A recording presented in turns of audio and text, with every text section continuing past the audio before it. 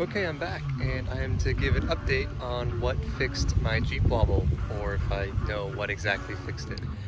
Originally, it was thought that it was my ball joints, which after having those replaced, the wobble continued, and so then we went on to new ideas after that. Taking it to two different shops, they checked over it, said everything under here was great, tight, nothing was didn't seem to be not working like it should be or had too much play in it. My first thought was were my control arms, but they even said that those were looking pretty good, and the steering system and the steering kit I put in all look solid. So then what could it be was the question. Interesting enough, they said that it was actually well, one shop said it was my tires themselves. They were so worn and uneven that they were causing some odd vibrations that would send me into the wobble. Another shop now said it was my rotors. Now I went ahead and put in, that was the weekend's project, new rotors and calipers, because I had on my driver's side caliper was completely seized. It was not opening very well. So you mix that with a warped rotor, and apparently that was causing my Jeep wobble. Now, some of you may think that it wasn't like the severe death wobble, and I can't say if it was the actual death wobble that everyone talks about, but it was severe enough where when driving on the highway, I mean, my wheel was going like this, and I was afraid that I was going to get flown off the highway. But it would only happen at highway speeds after about 50, and then what wasn't before would be some brake pressure, but it would just honestly happen just driving down the road. And then suddenly, after replacing the ball joints and even the tires, it never did it past 50 unless I broke.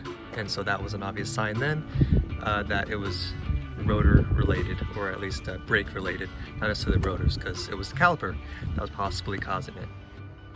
So now the next question is, what's the new project? And that is probably the sound system. Also, just a note, I found with the TJs, this is a perfect location for a hijack. It sits, and see if I can turn the camera around. It sits right on top in here on this side, and I have to say that's been a perfect location so far. A clever thing though that I've started doing is using a bike lock just in case. I wrap this around also my tool bag that I keep with my mirrors and tools and recovery strap and all that.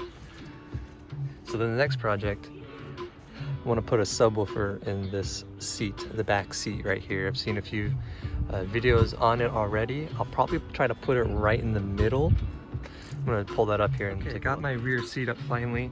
It was a little stuck, but my goal now for probably one of my next projects will be to put a subwoofer right here.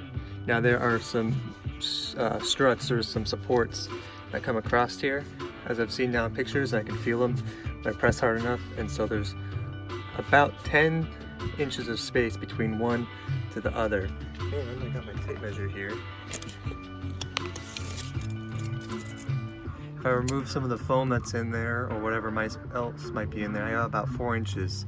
The reason why I want to put it in the middle is so that if someone does need to sit in these back seats, well, I can try to preserve some cushion on top, but also they'd be sitting on the edges of it, so they wouldn't be right on top of the subwoofer, ideally.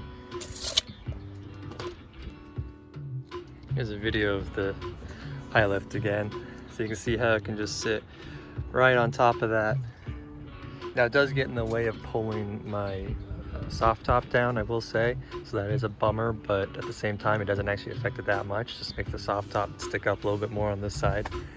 So currently that's where it will stay until I have a better solution, a safer solution, because out here in PDX I'm not about getting something stolen off my car. They can try to get into it, but definitely less tempting when it's hidden inside your car.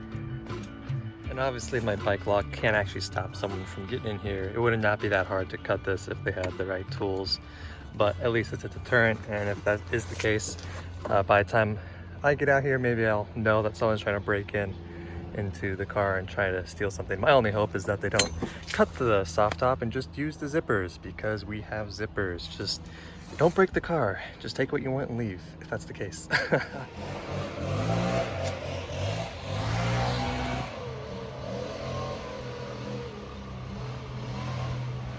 All right, I guess I'll just try to talk over the lawn leaf blowers. Maybe, we'll see.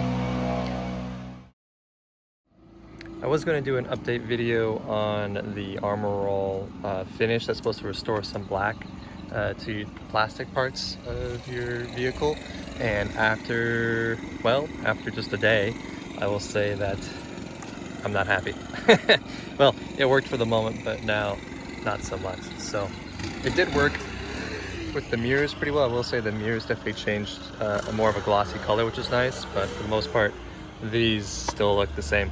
Maybe I need to do multiple coats, and so I guess I'll just keep doing that and see if that affects it. So what fixed my Jeep wobble?